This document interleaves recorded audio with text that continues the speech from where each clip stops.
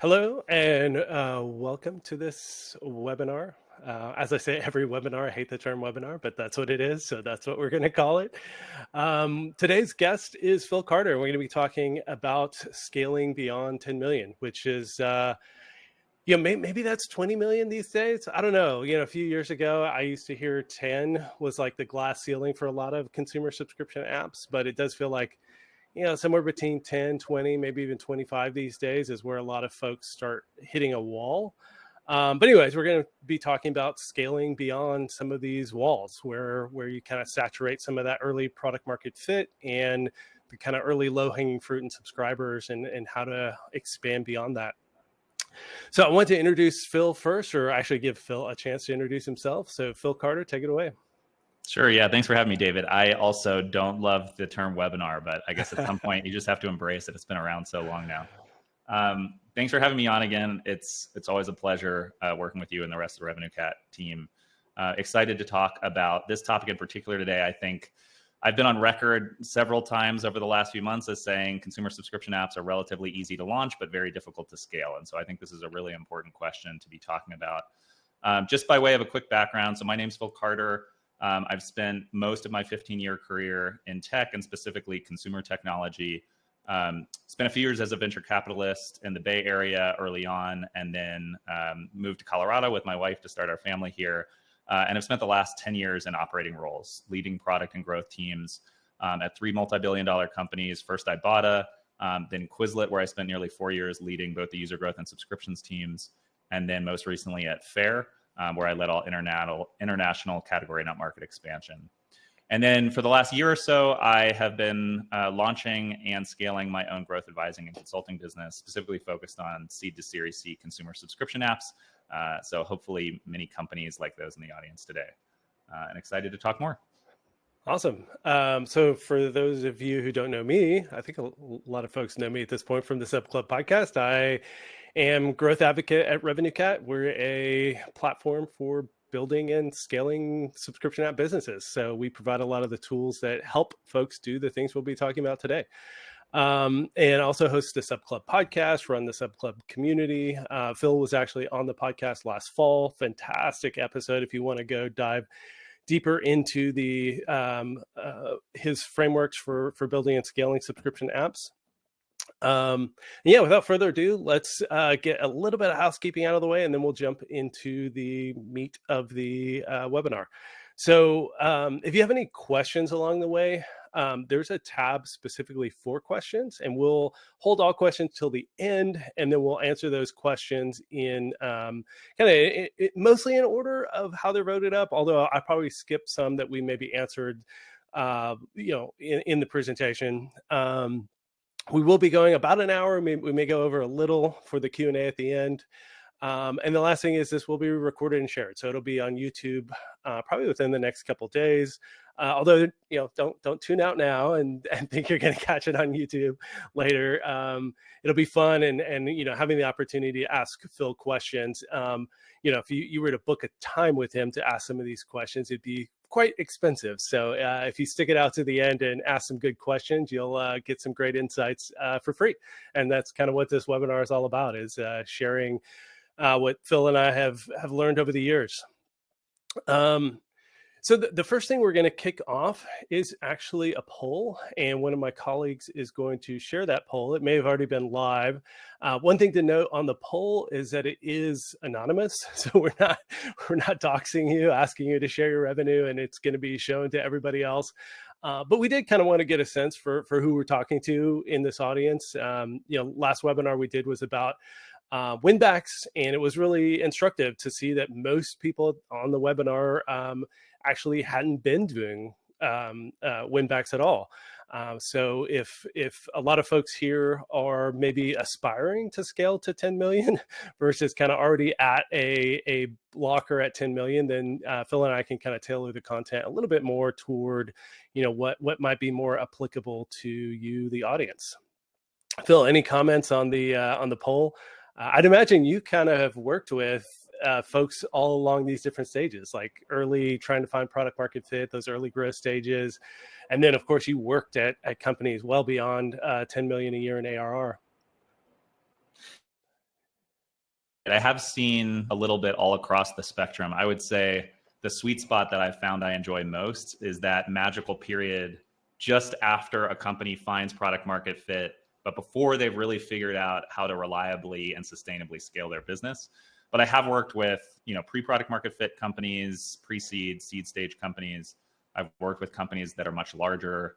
And then, of course, as a venture capitalist, I've sat on the board of companies that are much larger. So a little bit of everything, but I tend to love the smaller companies. Gotcha. So looking at the answers so far, and it looks like a good portion of you have filled this out already. Looks like the majority is like me. I do still run a app on the side. It's called Weather Up, and I'm very much in that early stage initial growth phase. I'm at actually closing in on 100K of ARR in my little side project, which is fun. But looks like we do have quite a few folks even over 10 million in revenue, and kind of everywhere in between. So yeah, really interesting, and thanks for sharing.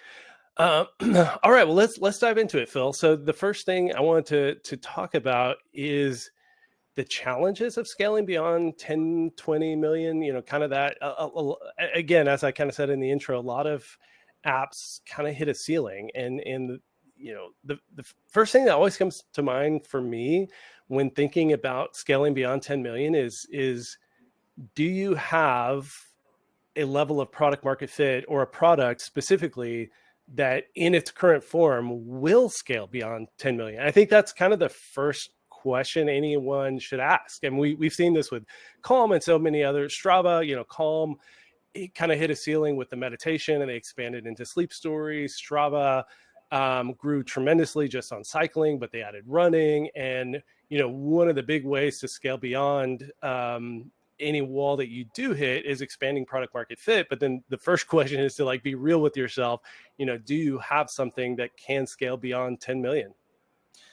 Yeah, it's a great question. And I think it also relates to fundraising strategies. So I'll actually break this up into a couple parts. I think the first question that any founder should be very intellectually honest with him or herself about is my market large enough to support a $10 million plus ARR business? And number two, do I have a product that is built to drive enough organic acquisition that I'm not just going to be entirely dependent on paid advertising to get myself to scale? And the reason I think both of those questions are important is because there are a lot of consumer subscription apps that will just never be 50 million, 100 million, 500 million ARR businesses, right? You don't have the same, in many cases, you don't have the same network effects that marketplaces have where you hit a tipping point and things just go exponential. You don't have the land and expand dynamics and the net revenue retention upside of B2B SaaS businesses. And so there are just some inherent challenges to scaling these apps. So number one, you've got to be honest with yourself around how big can this get? Yeah. And then, well, wait, before you move on, I want to add one thing to that list, because sure. and it applies to my own app, is that, are you in a category that maybe potentially could be a 500 million ARR category? So I have a weather app. The weather category in total is probably over 500 million in ARR, but there's so many different players. And even the weather channel, the kind of 900-pound gorilla in the space, is not capturing 90% of that market. So even if your market could potentially be a $500 million ARR market, are you realistically going to be able to either steal market share or become that market leader who really dominates that category? I think that's another kind of way to think through where you can land ARR wise. I think that's a great point. And at this, it was different 5-10 years ago, but at this point, the app stores have become so crowded. The dominant paid marketing channels like Meta and Google have become so saturated that odds are, if you're in a market that can sustain $1 billion consumer subscription business, there's an awful lot of competition, which doesn't mean you can't win. It just means you have to be clever around building what I refer to in my subscription value loop framework as a really differentiated and enduring core value promise. And then you have to be really smart about how you bring that product to market so that you can do it cost efficiently.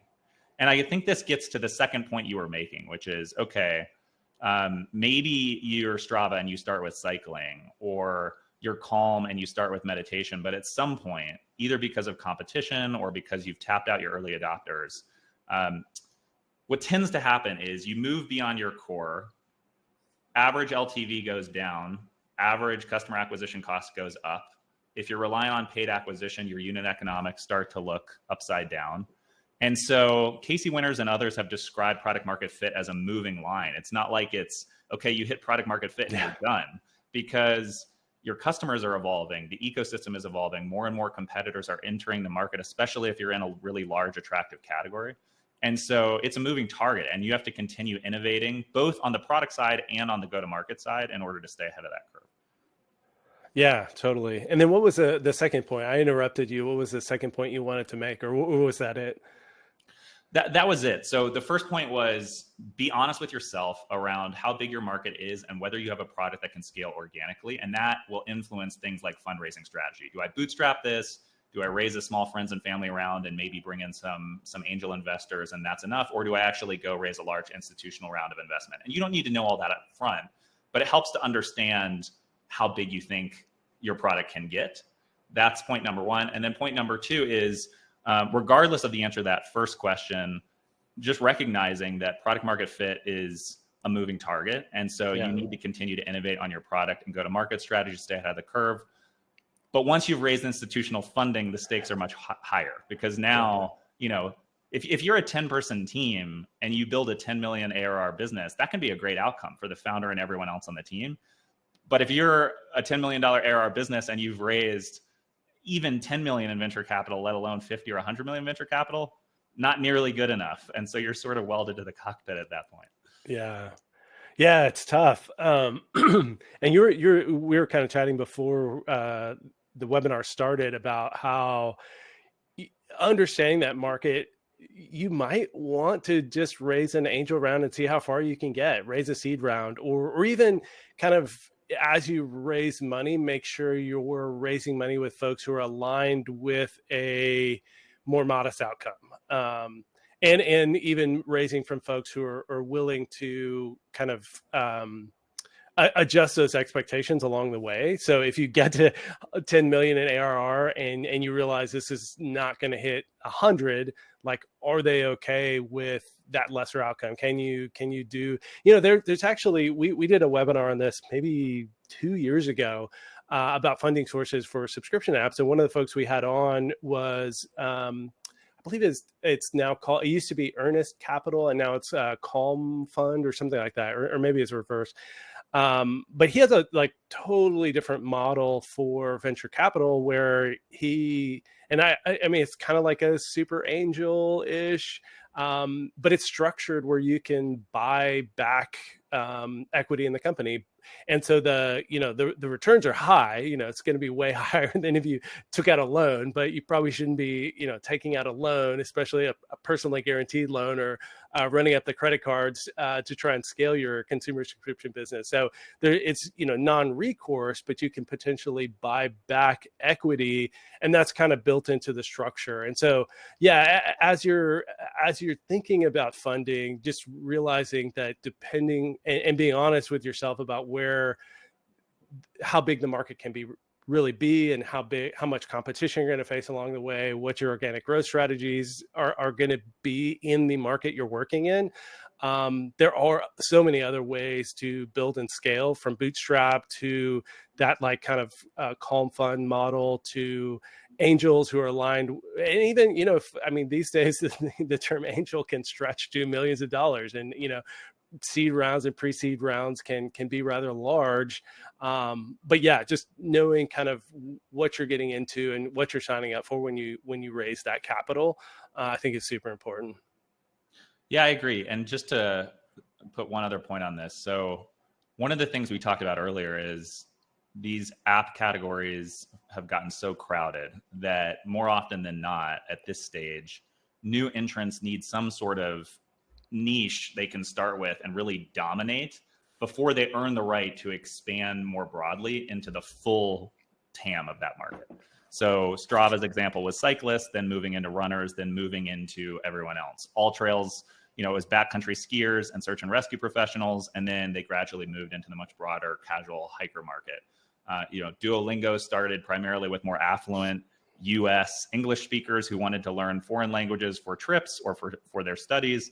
And at this point, it's flipped, and the vast majority of I shouldn't say the vast majority, but a huge percentage of their language learning is international users who are looking to learn English, right? And so figuring out a smaller, less competitive niche that you can dominate as a starting point is both a really good approach to getting early product market fit and getting some traction and momentum. It is also highly compatible with the strategy of like, don't raise too much funding too quickly. Let the market pull you. And if you find that, okay, you've dominated your niche, you're growing like crazy, you've surpassed 1 million, 5 million, 10 million in ARR, and you want to raise a big venture round, but at that point you understand your unit economics, you understand the market, and you've got visibility or line of sight into how big this could be. Great, that's a fantastic strategy. But I think doing the opposite, where you're like, we're going to go be a $500 million weather app, even though there are a million other weather apps out there, is really, really tough. And you could set yourself up for failure if you raise too much too quickly. Yeah, totally makes sense. So then the next topic, and we kind of already, hinted at it, is that one of the biggest keys to scaling beyond 10 million is user acquisition. And you kind of already alluded to the fact that, depending solely on paid user acquisition is a tricky way to scale. And especially these days, I think some of the early examples like Calm, they hit 100 million and beyond, just being incredibly efficient and ruthless with their scaling paid user acquisition. But they also did so at a time when that was easier to do. Like the IDFA, ATT wasn't in place. There was a lot of arbitrage opportunity on, Facebook. They were kind of early to a lot of these like paid user acquisition strategies. And then the reality is today that just looks really different. So as apps are kind of hitting that 1 million, 5 million and seem like they're accelerating, what are some of the things you watch out for and talk to your clients and people in the industry about how to keep that momentum going and kind of break through some of those ceilings? Sure. Well, I think you already touched on the biggest watch out, which is don't get addicted to paid acquisition, at least not before you really understand the unit economics of your business and how they're likely to change over time. I've actually gotten to know Duan Wang, who used to be the chief product officer and chief growth officer at Calm, during that heyday of like, Apple hadn't released App Tracking Transparency yet. You still had much better attribution on paid advertising. And so it was possible for companies like Calm that already had a lot of momentum to grow very quickly on a channel like Facebook.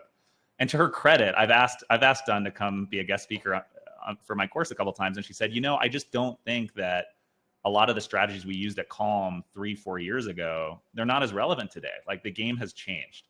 And so I think that's very important advice. As far as specifically what that means for your business, obviously every product, every category, every customer is different.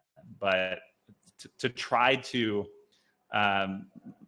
paint some generalities as far as how I might approach this question, I think the first one would be do your best early on to figure out how to grow organically for as long as you can. Now, that doesn't mean you can't run a handful of paid marketing experiments across a few channels and see what works best for you and sort of know in the back of your mind, okay, if we need to turn on the gas on paid, are we going to go to Facebook? Are we going to go to Google? Are we going to go to TikTok? And if so, what can our budgets look like? And what do the unit economics profiles look like?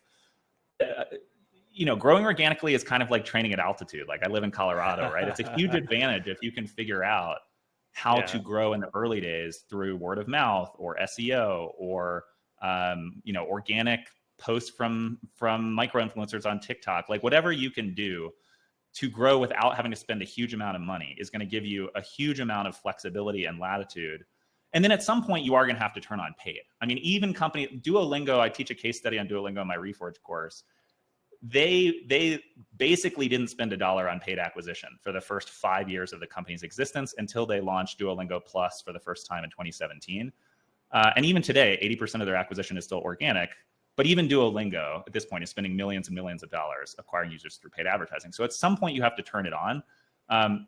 But the first point is try to grow organically as long as you can. The second point is once you're ready to turn on paid, test a few of these different channels and make sure you're choosing the primary channel that works best for you. And for a lot of consumer subscription apps, that's Facebook, but that's not true for everyone. Increasingly, I think a lot of apps are seeing success on on TikTok and some of these other longer tail channels.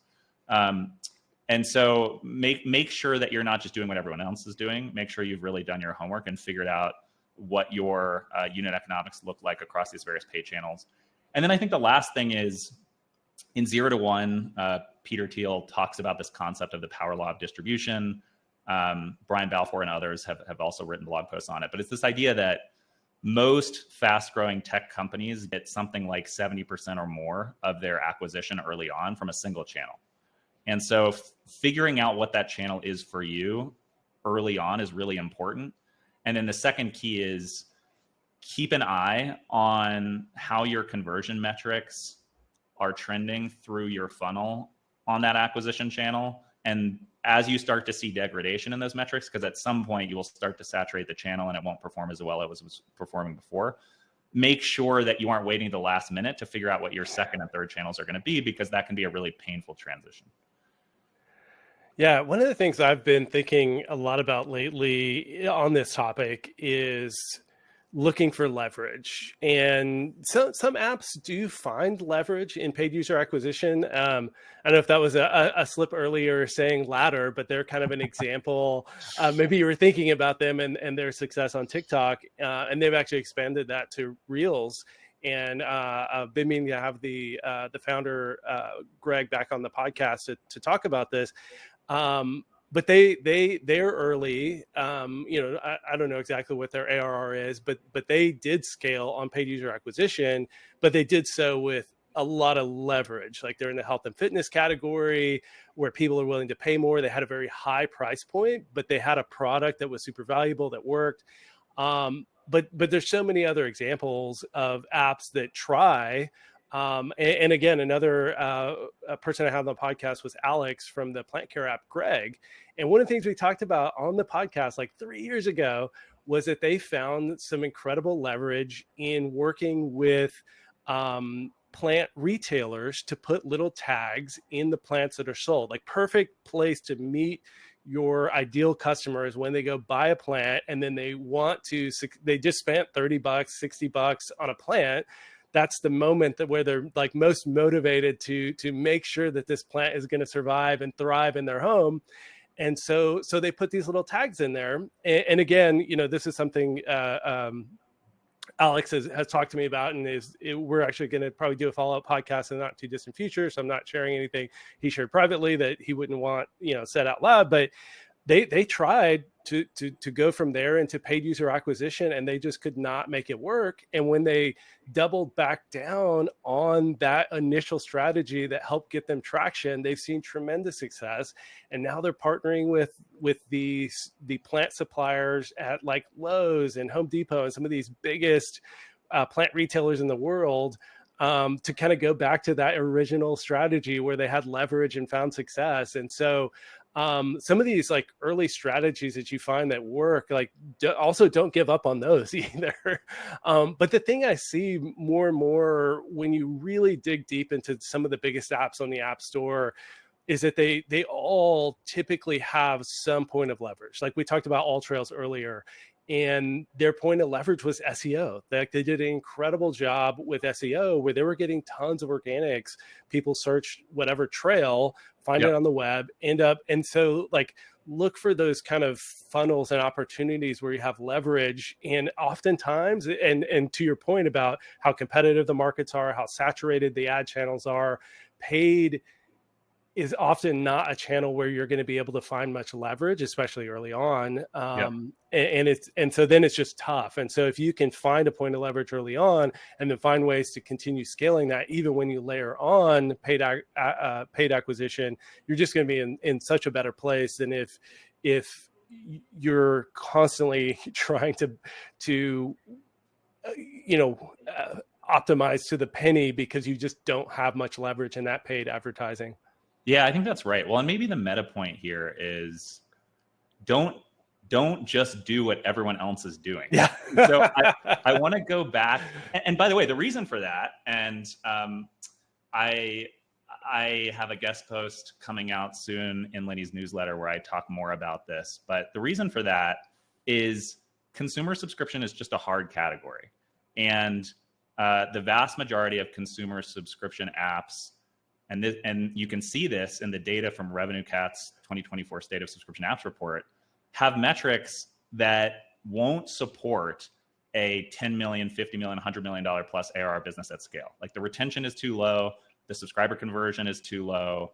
There are just a number of headwinds that make it really tough, which means you can't just play the game the way everyone else is playing if you want to be one of the 95th percentile apps, right? If you want to be an indie developer or a small team making a good living on a great 1 million, even 500,000 ARR business, like that's great. That's a really great place to be. But if you want to be at the top, then you have to find contrarian ways to win. And I think the two examples that you gave, Greg and Ladder, are great examples in two different ways, right? Like Greg, and I've listened to every Sub Club podcast, as David knows. He talks about how they literally went into plant shops early on and like left these QR codes that people could use to make sure that the plants they were buying in the plant shop lived longer by using the Greg app. That's like a brilliant do things that don't scale, to quote Paul Graham, strategy for getting Greg off the ground. Ladder, very different, right? Ladder is going into this extremely competitive fitness space. And by the way, they did try running ads on Facebook and Google early on during the pandemic. Greg talks about that in his podcast, and it just flat out didn't work. So they did try what everyone else was doing at first, and it was a huge failure. But then they stepped back and they said, well, what's different about our product? We have this group coaching model. The coaches are essentially the celebrities of our product. They're what motivate our members. They're what keep retention higher. They're what allow us to command a higher price point. And what would be a really good channel for leveraging the celebrity of these influencer coaches? TikTok. It's a channel that's much less saturated than Facebook. There's still a lot of room for innovation and upside on TikTok. So let's see if we can get an organic acquisition flywheel going with these coaches on TikTok. Well, that started to gain traction, and then they just doubled and tripled down on it. And now they're at the point where they are spending large amounts of money on TikTok, Spark, and brand ads. But the reason they can do that is because they've dialed every dial in their playbook to absolutely maximize the efficiency of their organic and paid acquisition on TikTok, which means they can muscle everyone else out, right? They've got a higher price point than a lot of the other fitness apps. They're way more efficient at being able to predict the LTV of every customer who comes in their onboarding quiz. And so they can afford to spend large amounts of money on TikTok because they know it's going to be efficient. They're going to be able to pay it back quickly, and their unit economics are going to be able to support that spend. Yeah, totally. And speaking of Ladder's high price, my daughter and wife are actually subscribers. So, and I have a personal policy of not taking freebies in the industry. SaaS providers, individual apps, because I want to feel the pain, and feel like a customer just like everybody else, so that my perspective isn't overly skewed. So I'm actually spending, as a family, we're spending $60 a month on Ladder, and it's a fantastic product. But the next topic I wanted to bring up is pricing and packaging, and that's again one thing that Ladder has done really well. And I think a lot of apps that are going to scale beyond 10 million need to figure this out. Like, if your product is absolutely fantastic, you probably should be charging more and experimenting with higher prices, because, and this is something really interesting that I think Bending Spoons is doing.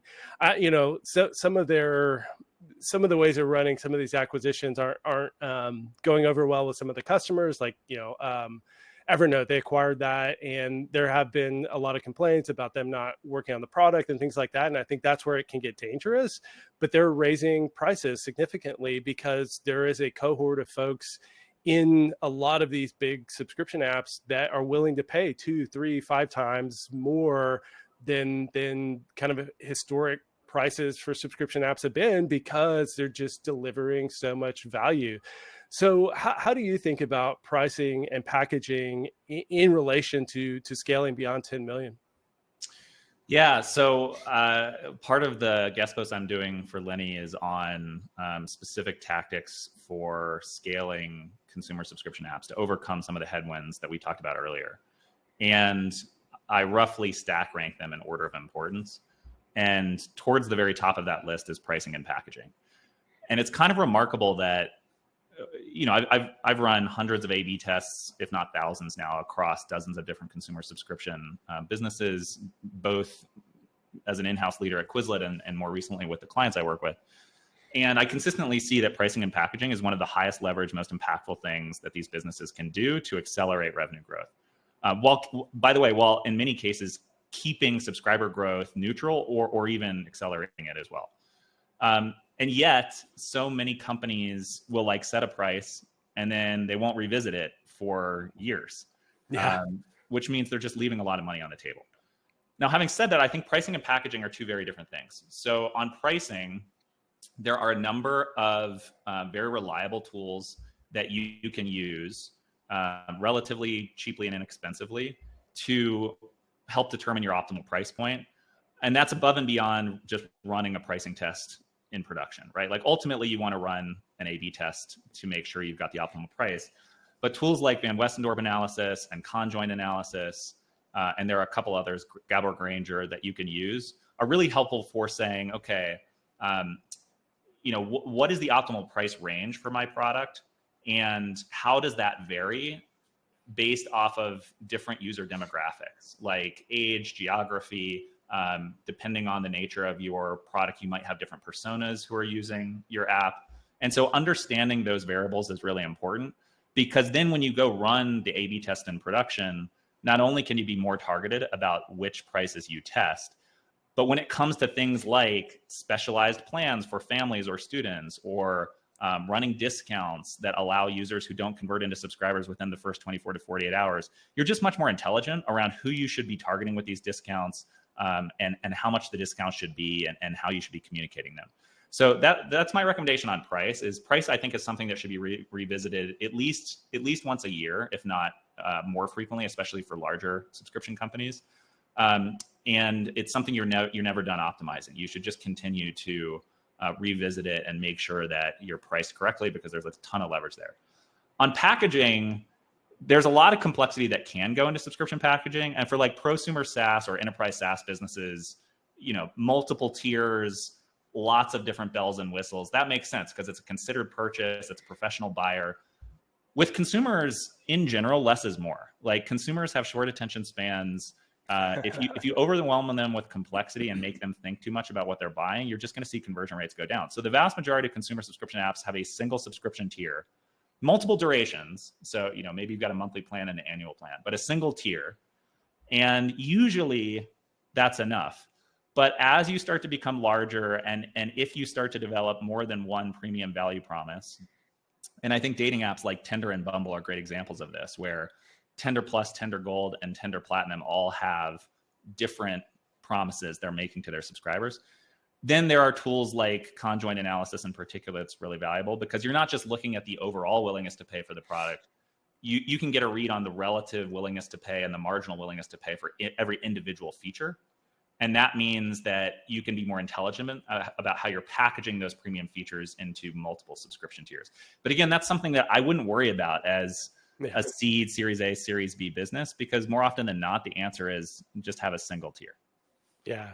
And how do you think about pricing and packaging in relation to retention as well? Because, the way I've always thought about it is it typically a lower price overall? So, and especially early on, is going to lend itself to better retention, and again, using me as an example, it's I have asked my wife and daughter multiple times, is Ladder really worth $60 a month? And the product delivers. And whenever I ask, they're like, oh no, this app is amazing. I can't imagine working out with any other app. I've tried other apps. That's cheaper than Orange Theory or other places my wife has done in the past. And so I think that's part of what you need to think through in this is like, are we actually delivering sustainable value at this price point? And then it's just easier at a lower price for people to be like, oh yeah, if ladder were $10 a month, I wouldn't even be asking them that question, right? Like if Yep. it was $10 a month, the two of them together is $20 a month. That's cheap, whatever, like fine. At $30 a month, $60 for the two of them, I asked that question, like, is it really delivering the value that the price is commanding? And so, yeah, how do you think about that in relation to retention and kind of like hitting that sweet spot, especially early? And then that's maybe the case with Bending Spoons, is with like a much more mature product like Evernote that people have been using for 12 plus years. Maybe there is that opportunity where the value is so much higher that the folks who have stuck around for a decade are willing to pay more, and it's not going to hurt retention as much. Yeah, it's an important question, and you're absolutely right. I mean, obviously, on the margins, a lower subscription price is generally going to lead to both higher upfront conversion and better long-term subscriber retention. There are some exceptions to that, and we've talked on the podcast about Giffen goods and that sort of thing.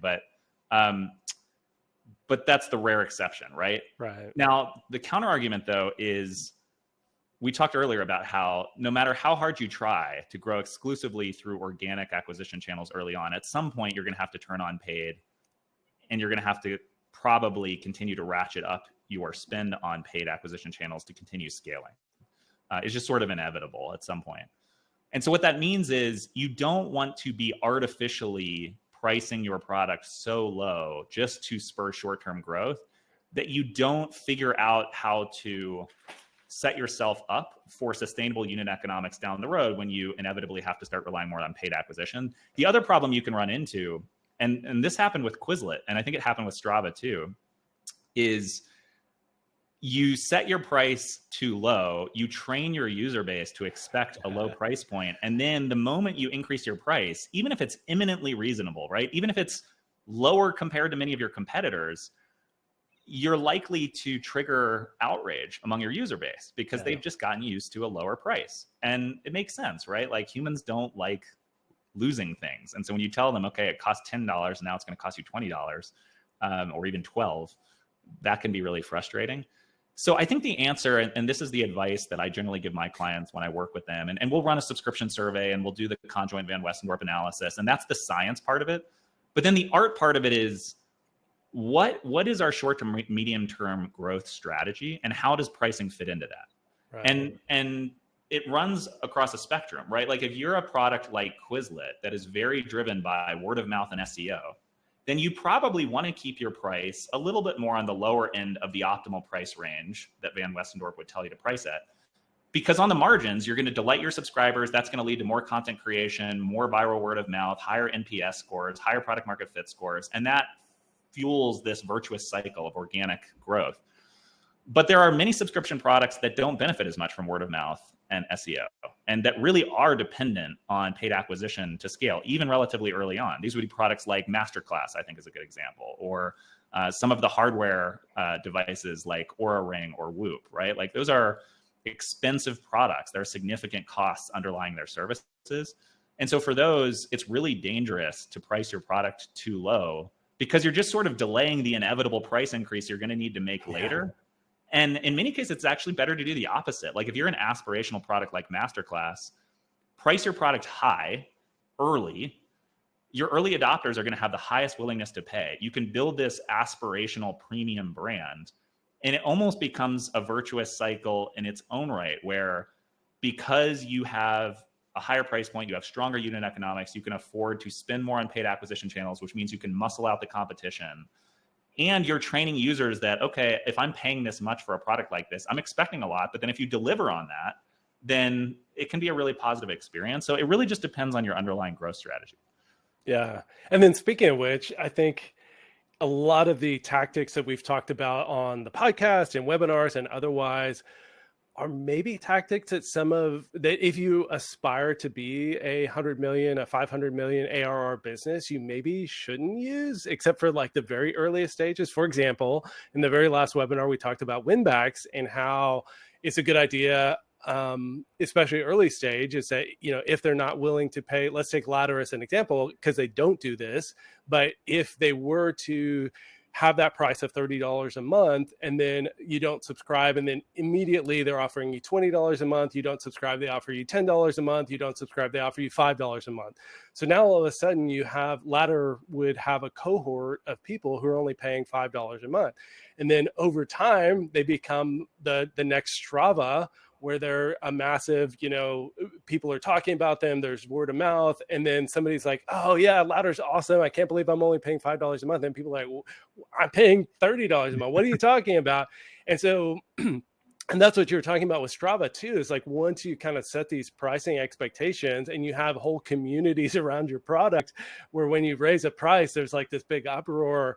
If you're aspiring to be that kind of 500 million ARR app, maybe don't lean as heavily, unless maybe just in the very early stages, on those kind of over discount strategies, because of what you were saying of like, you're going to set these expectations, you're going to then have these legacy of people on all these different plans, and like then it gets to be a little bit of a mess. And then when you try and clean it up by raising that person paying $5 a month to $30 a month, that's a much harder thing than even if you do a Black Friday sale and it's $25 a month versus $30 a month. And so some of the kind of common strategies that are employed by scaling apps that are, trying to get to $1 million in ARR maybe aren't the best strategy, especially once you hit that mark and then try to scale beyond. Yeah, I think that's right. And we don't have to spend a ton of time talking about discounts, but the quick thing I'll say on discounts is they can be a very effective tool if used as a scalpel and not a blunt instrument. And what I mean by that is, in my course, I talk a little bit about, I was an economics major in college. So naturally I go back to like your economics 101 curves and looking at consumer surplus versus producer surplus. And I won't bore everyone with the details here, but at a high level, what discounting does is it allows you to charge a higher base price in theory. But then if you're tactical about targeting the right users with discounts, and that might be students who have lower willingness to pay, or it might be any user who installs your app but doesn't convert into a trial or a subscription within the first 24 to 48 hours, they get an email offering them a 15-30% discount. And by the way, pro tip, send that discount through an email, route them to a web-based checkout flow. You can avoid the app store fees, and you still end up neutral on the transaction, but you're capturing subscribers you wouldn't otherwise capture. So there are some of these tricks you can use where essentially everyone wins, right? The high intent subscribers are still paying a very fair price. The lower intent subscribers, you're able to capture at a targeted discount price, but you're doing it in a way where you're not just like spamming all of your users with 40% off, 50% off, like the Oprah Winfrey, you get a discount, you get a discount. You don't want to do that, because you'll erode your brand, you'll erode trust with your users, and that can be a very slippery slope. And then I guess the last thing I'll say, and Strava ran into this, I think they ultimately recovered and did a very good job with it, but when they increased their prices a couple of years ago, they didn't communicate it very well. Yeah. It wasn't that, they hadn't raised their prices in like over a decade, more or less, since the app launched. And so I don't think anybody would have said that Strava overpriced their product with the price increase. It was simply that the rollout and the communications around that price increase weren't handled as smoothly as they could have been. And so they faced a lot of backlash from that. And so that's the other point. And you've got a lot of great podcast episodes on this, David. There are folks smarter than I am on pricing stuff, like Jake Moore at Superwall, who just talk about, if you're going to increase prices, make sure that you're communicating it clearly, and ideally launch the price increase around the time that you are adding additional premium value to the product. That could be a new premium feature. It could be an expansion on existing premium features, but that makes it a little bit of an easier pill to swallow. Yeah, totally. All right. In the time we have left, I did want to dive into your subscription value loop. Now, again, we've talked about this on the podcast. You're actually doing the keynote at our upcoming App Growth annual conference. For those of you who haven't registered, there will be a in-person event and then also stream. So if you haven't registered, go register for that. Phil's doing the keynote. His keynote will be streamed And he's going to dive way deeper into the subscription value loop and going to share a lot of this data that he's been compiling and that we've been helping him compile with RevenueCat to build this tool that's also going to be a post on Lenny's blog. So there's a lot more to dive into around the subscription value loop, but I think we'd be doing a disservice to folks to not at least talk about this and then maybe kind of tie it back to some of these topics that we've been discussing. So tell me what your subscription value loop is, and then maybe just a quick overview in relation to kind of what we've been discussing.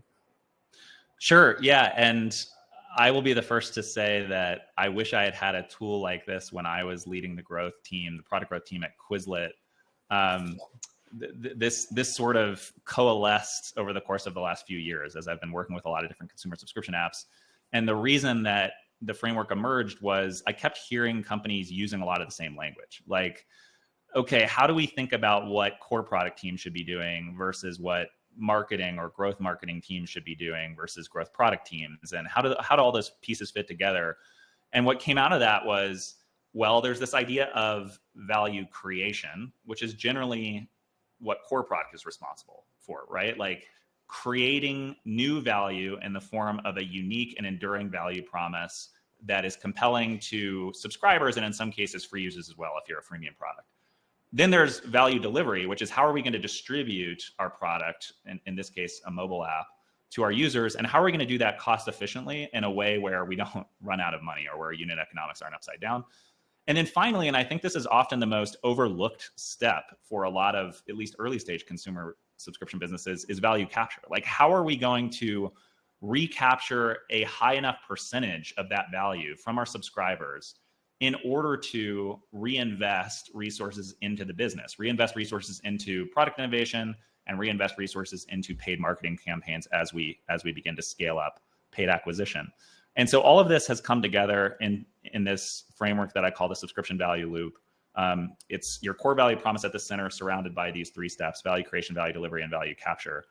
And it started as more of a qualitative framework. What I'm actually working on now, and thanks to RevenueCat for all the help with this, I'm building a tool called the Subscription Value Loop Calculator that takes RevenueCat's proprietary data from over 30,000 subscription apps and looks at, by country and by category, what are the benchmarks that your business should be comparing its performance to for key growth metrics across each of these three steps that ultimately ladder up to your LTV over CAC ratio and payback period. So I'll stop there before I ramble too long. Like, that's the framework at a high level. That's the tool that we're building in the Subscription Value Loop Calculator, and then I'm happy to go into more details. Yeah, no, I think that's a great overview, and I think with that, we've whetted people's interest enough to say go listen to Phil's episode of the Sub Club podcast. If any of my colleagues, I think Peter's in the chat, you can share that podcast if you didn't share it already in the chat. So Phil's done a lot of great content on this, and then you're also, I think, are you still registering for the next cohort of your Reforge course as well, where you go into like much that? So I was in the very first cohort, and I gotta say, I mean, I love you, Phil, and felt like I've learned a lot from you. But when I signed up for the course, I was like, well, he was already on the podcast. Phil and I have chatted a lot. Like, I don't know how much I'll learn, but I want to support Phil. I want to be in this class. But wow, it was fantastic. I mean, just when you have hours and hours and a lot of supplemental content and guest speakers, like, it was incredibly valuable and genuinely like way more valuable than I expected. Like, oh, I know all this, like it'll be interesting, but I'm not going to learn as much. But I was proven wrong very quickly. So yeah, are you currently signing up folks for the next cohort, or when will the next cohort be launching? Yeah, well, first, thanks for all the kind words, David. I'll admit I put a couple hundred hours into building the course around this time last year, Q4 of 2023. And so thanks for being one of the guinea pigs who were brave enough to sign up for that first cohort. But it's gone very well. I've run a couple cohorts now. Over 200 members have taken the course, close to an 80% NPS score. We've had some fantastic guest speakers. Ravi Mehta, who was the former chief product officer at Tinder. Yuri Timin, who led growth and marketing at Grammarly for 9 years. Gina Gotthill from Duolingo. We've had speakers from Strava, All Trails, Stitch Fix. So it's a great group. And it's a chance to not just learn the theory that we've been talking about today, but meet some of the practitioners who's really done this at some of the very best consumer subscription apps in the world. And the next cohort is launching in September. So it will run September 17th through October 8th. It's a 4-week course, one 90-minute live event each week for 4 weeks. And then there's a bunch of asynchronous course content that everybody can read on their own. Yeah, awesome. And we're going to jump to Q&A, but anything else you wanted to share as we kind of wrap up the meat of this presentation? No, I'll drop a few links in the chat. We already talked about the Reforge course, but I do have a free Substack where I just put out sort of my thoughts and some of my theories around subscription value loop and other ways of maximizing growth for consumer subscription business models. And then the last thing is, I spend the majority of my time now as a growth advisor and an investor. And so I work with about half a dozen clients at a time. If you're a consumer subscription business that has product market fit and is just looking at how to accelerate your growth, feel free to reach out to me anytime on LinkedIn. I'm Phil G. Carter and would love to learn more about you and your business. Awesome. All right. Well, let's jump into the Q&A. All right. I have not been following the questions, so this is going to be a surprise to me. All right. So the top voted question is from Wooter. I have a meditation app with 100 active subscribers. What would be the first steps to grow it to 1,000 subscribers? I like this question because we maybe didn't tailor this overall to that 40% who are like me, under 100K in ARR, and kind of in that very early stage. So I like that this first question is addressing that like very early stage, which was the majority of people who listened. So hopefully most of you stuck around. But Phil, what's your top advice when you're small and trying to grow? Yeah, I mean, first of all, congratulations on getting your first 100 users. That may sound small, but that's hard to do, right? Especially if they're retaining.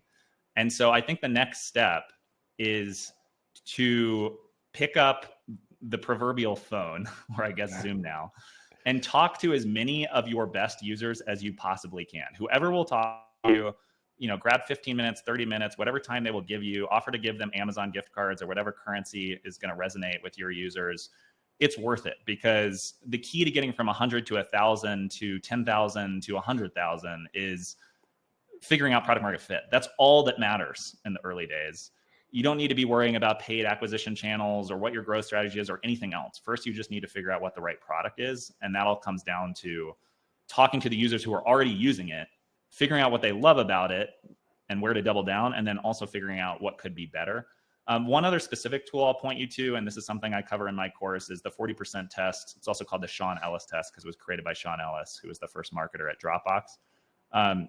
It's a very simple survey question that basically asks, if you could no longer use this product, how would you feel? Very disappointed, somewhat disappointed, or not disappointed? And if 40% or more of respondents say they'd be very disappointed, that's the early indicator that you have product market fit. And so as you're having these conversations and you're iterating your way to stronger product market fit, that's a simple tool that can just give you a barometer of, are you making progress? Very cool. All right. Let's go on to the next question, which again, I thought I was going to skip a few, but these are all really good. Sorry, I'm having trouble with my windows here. One sec. Okay.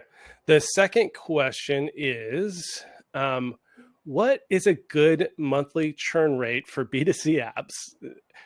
So this is kind of a series of questions. What is a good conversion rate from installed to paid subscribers for B2C apps?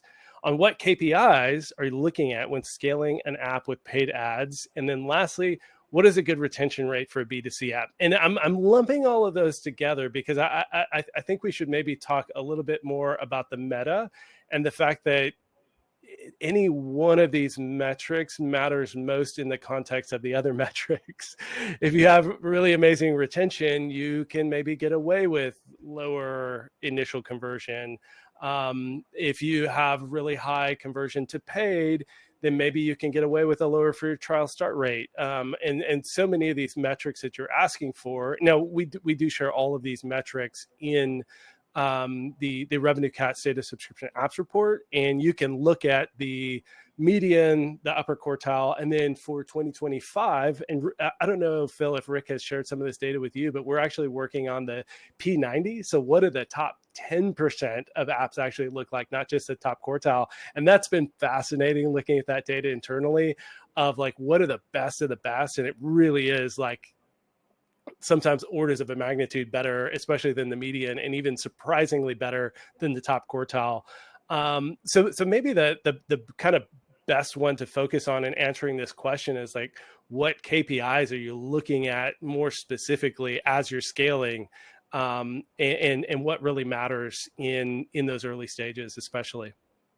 Sure. I mean, well, one more shameless plug, only because this is like the perfect tee up for it, and it's really for RevenueCat more than it is for me. But all of these questions are questions I get all the time from clients and others, and it's why we're building this benchmarking tool called the Subscription Value Loop Calculator. So Peter, who I know is in the chat, probably has the link to the tool we're building.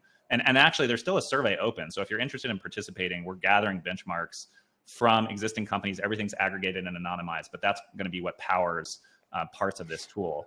But at a high level, I'll explain it in the abstract now, and then when the tool launches in the next week or two, you can look out for it and actually use the tool yourself. You can plug in your own numbers and see how they compare to benchmarks, not just overall, but across specific geographies and categories of apps. But at a high level, so what metrics do I look for? I divide it up into 3 steps. So within value creation, I'm looking at things like sign-up rate, activation rate, trial start rate, long-term, both MAU, if you're a freemium app, MAU, WAU, DAU retention rate, as well as subscriber retention rates. Those are all really important value creation metrics. For value delivery, I'm looking at your typical performance marketing metrics, right? So cost per install or CPI, cost per trial or CPT, looking at cost per subscriber, which is essentially the same as customer acquisition costs. And I usually look at both paid customer acquisition cost, meaning what's the average amount you spend through a paid channel like Facebook or Google to acquire a subscriber, versus blended acquisition costs. And so that's where you're factoring in organic acquisition. And then on value capture, I look at things like trial conversion rate, install to paid conversion rate, gross margin, subscription prices across whatever different tiers and plans you have. So monthly subscription price, annual subscription price. And all of those combine into your output health metrics, which are your LTV over CAC ratio and your payback period. So that's like the laundry list of metrics I would look at. They'll be in the calculator that's getting released in the next week or two. They're also a part of my course if you're interested in learning more. As far as like what I would look for, this is one where, like, big disclaimer up front, this varies widely by which category you're in, the nature of your product, the customer you're targeting, which country you're in, what stage you're at. Are you early stage company or are you late stage company? And that's exactly why we're building this tool, so that you can at least refine it by category and country. But in terms of like overall, if I have to give you benchmarks for overall consumer subscription ecosystem, and there's a lot of great data in the RevenueCat State of Subscription Apps report on this stuff. So monthly churn, in general, you want to level out at something like a 3 to 5% monthly churn rate. But this is also this is one of those questions where the average is very misleading, because the reality is the first month, most monthly subscriptions lose 30, 40, 50% of their subscribers in month 1. Month 2, you probably lose another 10, 20, 30%. And then hopefully it starts to level out. So realistically, you're looking for 65 to 80% retention of monthly subscribers in month 1. You want it to start to level out in months 2 and 3, and then you want to get it to like 3 to 5% churn after that. So that's monthly subscriber churn. What is a good conversion rate from install to paid subscription for B2C? So 2 to 3% is average. 6% is starting to look good. The very best apps are in the like 8 to 10% plus range. Now, when you're really early, you can actually be significantly higher than that. So like, for the person who earlier was saying I have 100 users, you might have a 20 or 30 or 40% subscriber conversion rate because the numbers are really small. But as you get to scale, like Duolingo has an 8% subscriber conversion rate at tens of millions of global users, if not hundreds of millions at this point. And so at scale, anywhere from like 8 to 10% plus is truly exceptional. More typically, you're seeing 4 or 5%. On what KPIs are you looking at when scaling an app with paid ads? We talked about those earlier. I don't have as strong of benchmarks on the value delivery metrics, which is exactly why we're running this survey. The survey we're running with RevenueCat is to fill in the gaps on CPI, CPT, paid and blended CAC, because those metrics aren't in the subscription apps report. And there aren't as good sources out there that I've found anyways for those metrics right now. And then the last one is, what is a good retention rate for a B2C app? So this, again, it varies. We sort of talked about this earlier with monthly, but it varies significantly for annual. One of the data points I talk about in the Lenny's guest post is on average. So if you look at the median, consumer subscription apps are losing just over 50% of their subscribers after year one on annual subscriptions, and they're losing just over 50% of their subscribers after month 3 on monthly subscriptions. So that's not to say that's good, but that's average. obviously, if you want to be a venture-backed company, you want to be well above those numbers. Yeah. Great answer. You went into way more detail than I would have on that.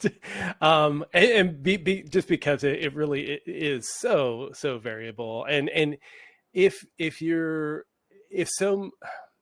have amazing retention, that's actually maybe a sign you're not pushing subscriber conversion hard enough.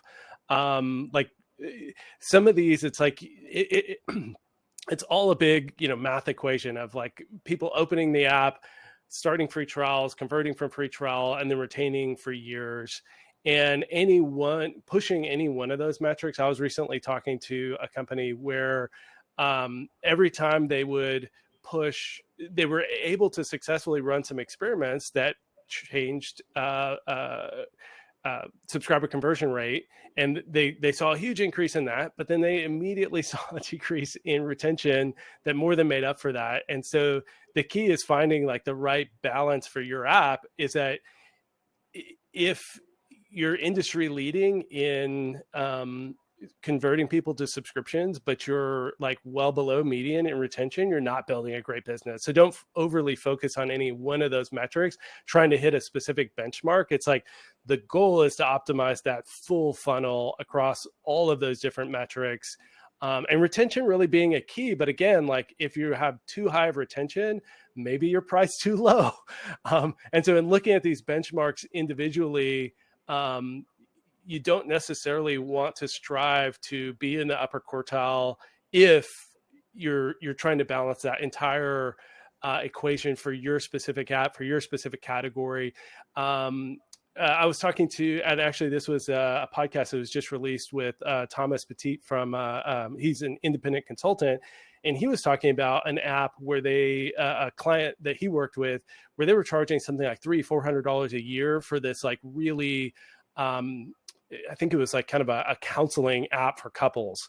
And so if you're able to charge $400 a year because you deliver that kind of value, and you're delivering that value and retaining people at those kind of prices, then maybe you can be well below industry, and you're probably going to be well below industry benchmarks on subscriber conversion because you have such a high price. But that doesn't mean that it's a bad business or that you have to get subscriber conversion up to be a good business. It's that you need to balance that for the business you're running and not overly focus on any one of those metrics to the exclusion of how you're running the overall business. I think that's right. Well, and 2 quick follow-up points on that. So one is there's a science and an art to this, just like so many things. And so benchmarks are a great jumping off point. That's the science. But the art is deeply understanding your user and the psychology of your user, and then being able to apply that understanding to what you're seeing in the metrics. Because certain product, like take dating, Tinder and Bumble are going to have high churn rates, right? Because if they do their job well, hopefully they're helping people find romantic relationships that they want to stay in. And so they're going to churn. And so you have to apply some of your own judgment to these benchmarks and understand, where you fit into them. And then the last thing I'll say is the very best consumer subscription apps typically are good across the board. They don't have any metric where they're like way, way below benchmarks, at least for their given category. But then they have 1 or 2 metrics that they like really spike on, that they are just a total outlier on. And so Duolingo is a good example of this. Like Duolingo's retention rates aren't actually pristine. They're not terrible, but they're not the best long-term subscriber retention rates, but they have really high subscriber conversion rates.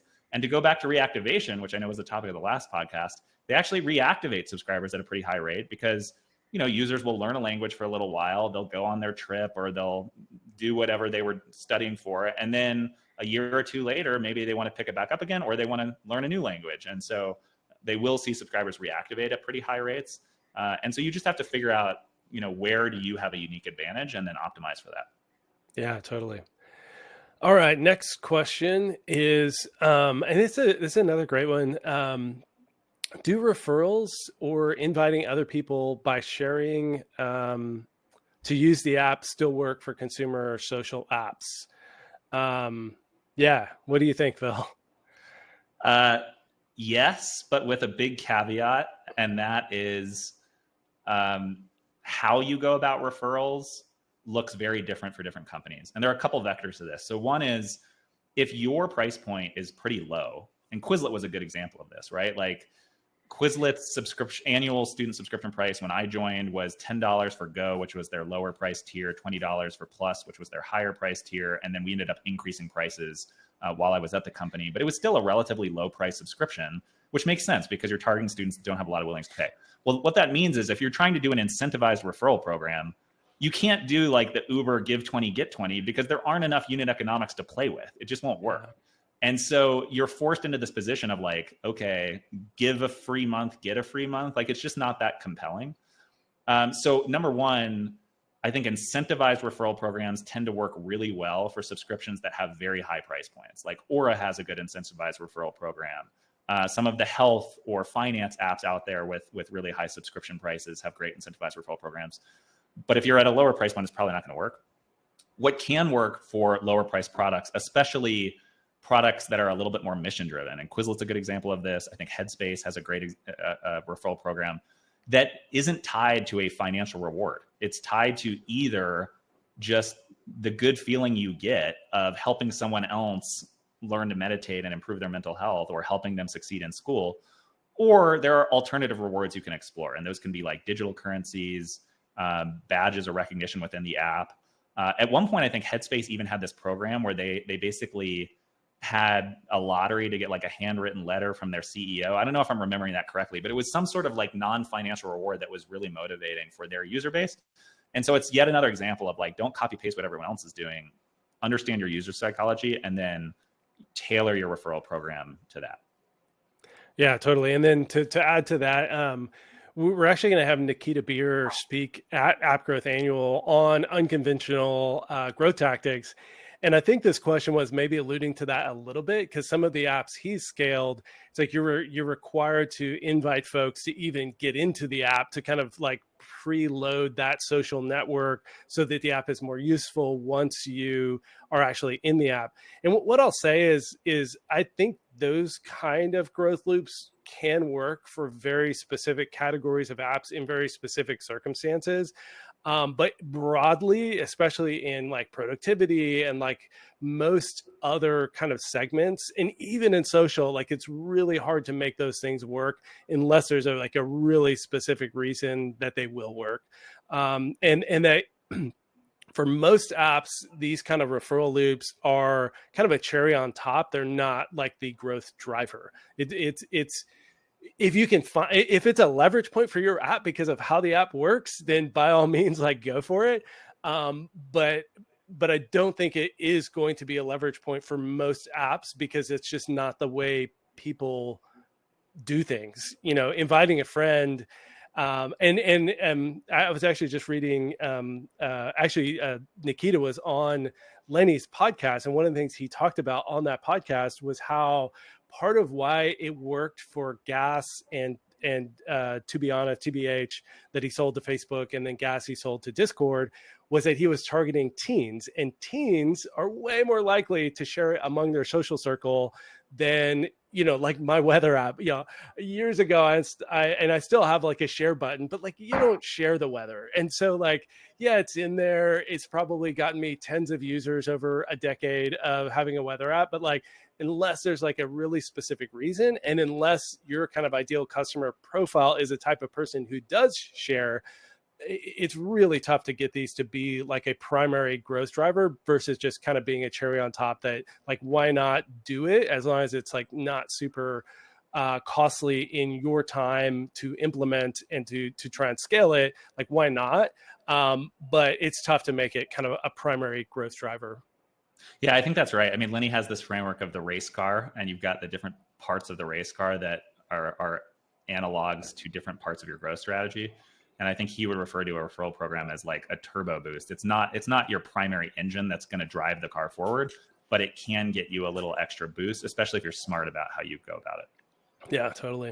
All right, let's do a speed round. So I know this is hard for you and me, Phil, but I think these next couple of questions we can give like super quick answers to, and go from there.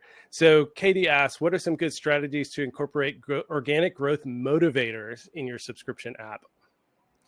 60 seconds. Sure. Yeah. So this goes back to like understand the core motivations of your user base.